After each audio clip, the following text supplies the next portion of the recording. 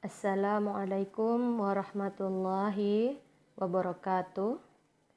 Perkenalkan, nama Ibu Fahrunisa, panggil saja Ibu Nisa. Ibu mengajar mata pelajaran Akidah Akhlak di kelas 7A dan 7B.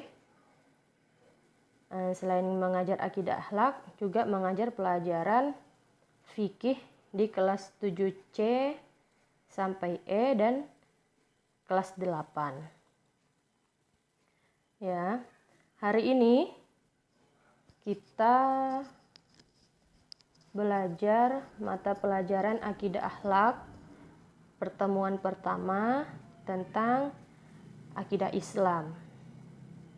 Sebelum memulai pembelajaran, kita hendaknya berdoa terlebih dahulu agar ilmu yang kita dapatkan hari ini bermanfaat.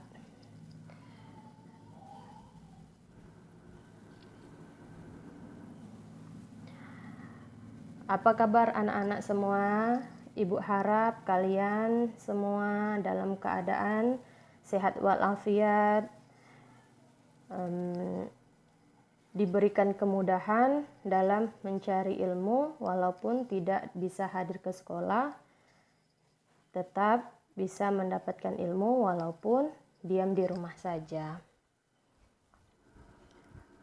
Hari ini kita belajar Akidah Akhlak bab pertama tentang Akidah Islam. Ya, sebelum memasuki materi, Ibu mau membacakan dulu kompetensi dasar di bab ini, yaitu memahami dasar, tujuan, bukti atau dalil akidah Islam dan manfaat mempelajarinya. Tujuan pembelajaran kali ini yang pertama, peserta didik dapat menjelaskan pengertian akidah Islam. Yang kedua, peserta didik dapat menunjukkan dalil tentang akidah Islam. Yang ketiga, peserta didik dapat menjelaskan dasar akidah Islam. Dan yang keempat, peserta didik dapat menyebutkan tujuan akidah Islam.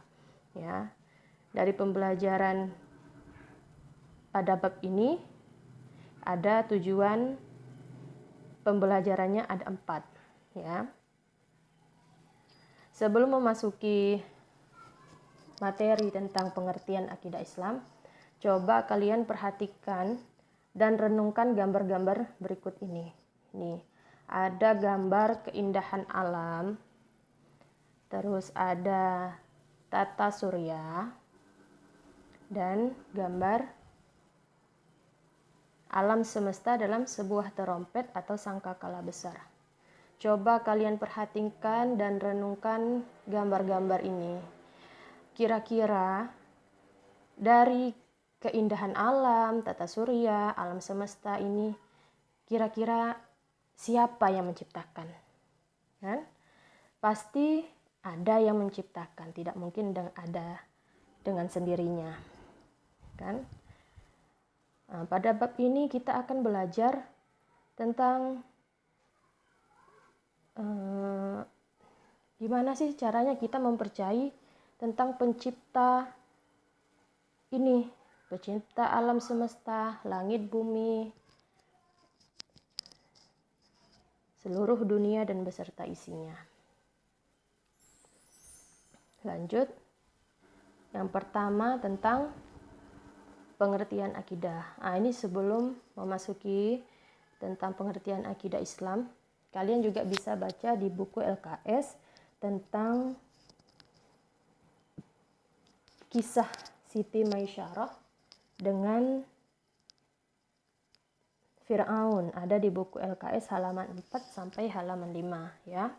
Situ ada cerita tentang betapa kuatnya akidah Siti Maisyarah dengan akidahnya atau akidah Islam. Selanjutnya, ini materi pengertian akidah Islam. Secara bahasa, kata akidah berasal dari aqadah yaqidu aqidatun, yang artinya ikatan atau perjanjian, keyakinan. Nah, ini semua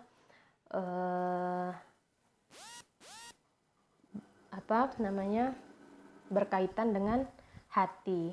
Sehingga kata akidah bisa dimaknai keyakinan hati atas sesuatu, ya. Maksudnya adalah janji atau keyakinan kita kepada Allah. Kata akidah tersebut bisa juga dipakai untuk semua agama, sehingga kita menjumpai ada istilah akidah Islam, akidah Nasrani, akidah Yahudi, dan akidah-akidah lainnya. Dengan begitu kita juga bisa simpulkan ada akidah yang benar atau lurus dan ada akidah yang sesat atau salah. Dengan begitu juga akidah Islam atau al-aqidah al-islamiyah bisa diartikan sebagai pokok-pokok kepercayaan yang harus diyakini kebenarannya oleh setiap orang yang mengaku dirinya beragama Islam atau Muslim. Nah, ini akidah Islam menurut istilah suatu pokok atau dasar keyakinan yang harus dipegang oleh orang yang mempercayainya. Nih yang tadi Ibu jelaskan nih kan, akidah Islam atau al-aqidah al-islamiyah bisa diartikan sebagai pokok-pokok kepercayaan yang harus diyakini kebenarannya oleh setiap orang yang beragama Islam atau Muslim. Nih, pondasi awal dari akidah Islam adalah keyakinan terhadap Allah sebagai Tuhan yang wajib kita kenal melalui sifat-sifatnya, ya. Jadi kita belajar tentang akidah ini. Akidah Islam itu adalah tentang hati. Pelajaran tentang hati yaitu keyakinan kita terhadap Allah sebagai Tuhan, ya. Nah, sedangkan pengertian akidah Islam menurut Yusuf Al-Qaradawi adalah suatu kepercayaan yang meresap ke dalam jiwa dan diyakini sepenuh hati tanpa adanya keraguan serta memberi pengaruh terhadap pandangan hidup, tingkah laku, dan kegiatan sehari-hari. Nah, ini beberapa pengertian akidah Islam secara bahasa, secara istilah, dan juga menurut Yusuf Al-Qaradawi. Selanjutnya adalah dasar-dasar hukum akidah Islam, ya. Yang pertama, salah satu dasar-dasar hukum akidah Islam yang pertama adalah Al-Qur'an, ya. Sumber hukum utama ajaran Islam adalah Al-Qur'an dan hadis. Karena akidah Islam merupakan salah satu dari ajaran Islam, maka dasar-dasar akidah Islam juga merujuk pada Al-Qur'an dan hadis. Yang pertama adalah Al-Qur'an. Al-Quran sebagai salah satu sumber hukum akidah Islam yang mengupas permasalahan akidah Islam yang sesuai dengan kehendak Allah yang Maha Kuasa atas segala yang ada di bumi dan langit. Bagi siapa saja yang meyakini dan melaksanakan tuntunan Al-Quran secara total, maka bisa dikatakan telah berakidah Islam. Tapi sebaliknya, bagi siapa saja yang mengingkari dan menolak tuntunan Al-Quran, maka mereka tidak mempunyai akidah Islam, ya. Nah, ini kajian utama tentang akidah Islam sebagaimana dalam dua kalimat syahadat yang berbunyi asyhadu alla ilaha illallah wa asyhadu anna muhammadar rasulullah, yang artinya aku bersaksi bahwa tidak ada ilah selain Allah dan aku bersaksi bahwa Muhammad adalah utusan Allah. Nah, Al-Quran banyak mengupas tentang keimanan dan akidah Islam. Ini juga misalnya dalam Quran surah An-Nisa ayat 4 yang artinya, wahai orang-orang yang beriman, tetaplah beriman kepada Allah dan Rasul-Nya dan kepada kitab yang Allah turunkan kepada Rasul-Nya serta kitab yang Allah turunkan sebelumnya. Barang siapa yang fakir kepada Allah, malaikat-malaikatnya, kitab-kitabnya, Rasul-Rasulnya, dan hari kemudian, maka sesungguhnya orang itu telah sesat sejauh-jauhnya. Ya, itu dasar hukum akidah Islam yang pertama dari Al-Quran. Yang kedua, dasar hukum akidah Islam yang kedua adalah dari hadis. Hadis ini adalah penjabaran dari Al-Quran yang terdiri dari ucapan, perbuatan, persetujuan, sifat fisik atau budi pekerti, biografi, baik pada masa sebelum kenabian maupun sesudahnya. Hadis merupakan sumber hukum kedua sesudah Al-Quran, maka hadis juga sebagai dasar hukum akidah Islam. Ya, adapun alasan dijadikannya hadis sebagai sumber hukum yang kedua karena yang pertama, semua yang disandarkan kepada Nabi Muhammad SAW adalah wahyu dari Allah, bukan sekadar memperturutkan nafsu saja. Ya. Yang kedua, alasan yang kedua kenapa hadis menjadi sumber dasar akidah Islam. Yang kedua alasannya adalah Allah telah memberi petunjuk kepada manusia agar mengikuti kebenaran yang disampaikan Rasulullah SAW. Hal itu ditegaskan oleh Allah dalam surah Al-Hasyr ayat 7.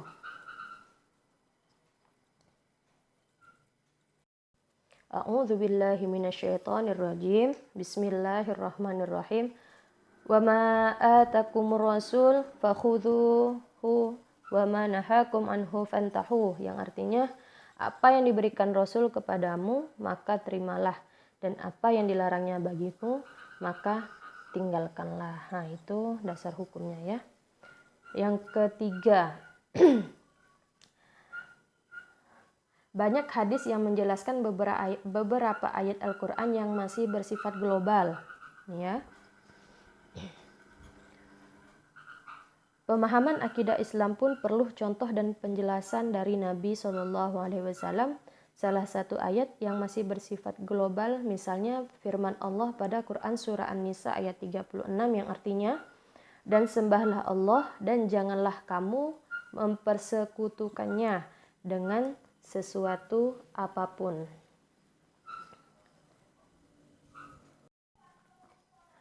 Pencermatan terhadap perintah untuk menyembah Allah dan larangan untuk menyekutukannya pada ayat di atas tidak dijelaskan secara rinci. Misalnya, bagaimana cara menyembah atau hal-hal apa yang dimaksud menyekutukan Allah. Maka diutusnya Rasulullah yaitu untuk menjabarkan dan memperjelas perintah dan larangan Allah tersebut. Ucapan, perbuatan, persetujuan, sifat fisik atau budi pekerti Rasulullah SAW banyak yang menunjukkan pentingnya akidah Islam. Misalnya Rasulullah SAW mengajarkan dan mencontohkan cara mengesahkan Allah, tentang kenabian, serta menekankan keimanan. Cara-cara Rasul ini mengesahkan Allah dicontohkan beliau baik sebelum maupun sesudah kenabian. Sedangkan penekanan pentingnya keimanan, misalnya yang termasuk rukun iman, iman kepada alam gaib, baik iman kepada wahyu, alam kubur, hari kebangkitan, padang mahsyar, hari pembalasan, alam akhirat, surga dan neraka, pahala dan dosa, dan sebagainya. Dengan demikian, hadis wajib dijadikan sebagai sumber atau dasar hukum ajaran Islam setelah Al-Quran, karena banyak memberi petunjuk tentang akidah Islamnya. Untuk menjelaskan keterangan tersebut, Rasul menjelaskan tentang keimanan sesuai dalam hadis Nabi yang diriwayatkan oleh Muslim, yang artinya, iman itu adalah engkau beriman kepada Allah, para malaikatnya, kitab-kitabnya, rasul-rasulnya, hari akhir, dan engkau beriman kepada ketentuan atau qadar Allah yang baik dan buruk.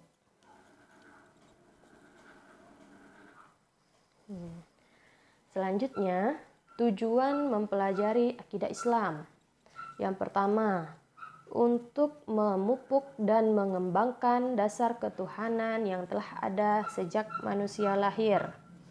Ya, nah ini sebagai pedoman hidup yang lurus sehingga dapat membedakan antara yang hak dan yang batil, agar segala amalnya cenderung hanya untuk Allah. Yang kedua, untuk menghindarkan diri dari kemusyrikan dengan mempelajari akidah Islam kita agar terjamin keselamatan hidup di dunia maupun akhirat, karena tidak mudah terpengaruh dengan hal-hal yang menyesatkan atau tidak terjauh dari jalan yang lurus. Yang ketiga, untuk menghindarkan diri dari pengaruh akal pikiran yang menyesatkan. Yang keempat, untuk meningkatkan keimanan dan ketakwaan kepada Allah, karena selalu dekat dengan Allah Subhanahu wa Ta'ala dan Rasul-Nya. Ya, itu tadi tujuan mempelajari akidah Islam. Selanjutnya adalah manfaat mempelajari akidah Islam. Ini cukup banyak manfaatnya, ada 8 ya. Yang pertama, untuk memperoleh petunjuk hidup yang benar sesuai kehendak Allah. Yang kedua, ini yang pertama, untuk memperoleh petunjuk hidup yang benar sesuai kehendak Allah adalah yang telah menciptakan alam semesta termasuk diri kita sendiri. Yang kedua, selamat dari pengaruh kepercayaan sesat yang hanya akan membawa kerusakan dan hidup yang jauh dari kebenaran. Yang ketiga, memperoleh kebahagiaan dan ketentraman hidup yang hakiki karena mempunyai hubungan batin dekat dengan Allah, Tuhan pemelihara alam. Yang keempat, tidak mudah dipengaruhi oleh kemewahan hidup di dunia, karena seseorang yang mempunyai akidah yang benar meyakini bahwa kehidupan yang hakiki adalah kehidupan di akhirat kelak. Yang kelima, mendapat jaminan surga dan selamat dari neraka apabila benar-benar berpegang teguh terhadap akidah Islam secara sempurna. Yang keenam, manusia yang beriman tidak mungkin berpandangan sempit dan berakal pendek. Ya, ia percaya kepada Allah Subhanahu wa Ta'ala sebagai penguasa dan pemelihara alam semesta dan tidak akan pernah merasa asing dengan apapun yang ada di dunia. Pandangannya menjadi luas, wawasan intelektualnya menjadi lebih terbuka, pendiriannya bebas seperti layaknya kekuasaan Allah. Yang ketujuh, mengangkat manusia menuju derajat yang paling tinggi dalam harkatnya sebagai manusia. Dan yang terakhir, keimanan yang benar akan dapat mengalirkan ke dalam diri manusia rasa kesederhanaan dan kebersahajaan. Ya, itulah tadi materi akidah akhlak tentang akidah Islam hari ini. Dari pengertian akidah Islam, dasar-dasar hukum akidah Islam, tujuan mempelajari akidah Islam, dan manfaat mempelajari akidah Islam. Ya, Ibu harap kalian pahami materi ini dan jangan lupa bukunya juga dibaca tentang akidah Islam. Sebelum mengakhiri belajar hari ini, jangan lupa berdoa sesudah belajar agar ilmu yang kita peroleh hari ini bermanfaat untuk kita semua, ya. Sampai jumpa minggu depan dengan materi yang berbeda. Ibu akhiri, Assalamualaikum warahmatullahi wabarakatuh.